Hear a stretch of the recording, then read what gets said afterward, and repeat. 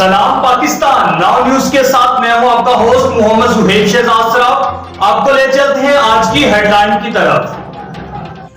खबर शामिल करते हैं डस्का से। हमारे नुमाइंदा दबीर खिजर डंडू की रिपोर्ट के मुताबिक डस्का शहर के थाना बम्बावाला के इंचार्ज इंस्पेक्टर फैज अली ने मंशियात फरोशों के खिलाफ क्रैकडाउन करने के लिए अपनी टीम तश्कील दी, जिसमें पंजाब पुलिस के बहादुर सपूत ASI शफकत महमूद, ASI असमतुल्ला, SHO फैज अली की निगरानी में कार्रवाई करते हुए मुख्तलिफ जगह से मुलजिमान से शराब की चालू बट्टियां सील कर दी और हजारों लीटर शराब बरामद कर ली। SHO ने ASI शफकत महमूद और ASI असमतुल्ला को शाबाशी दी।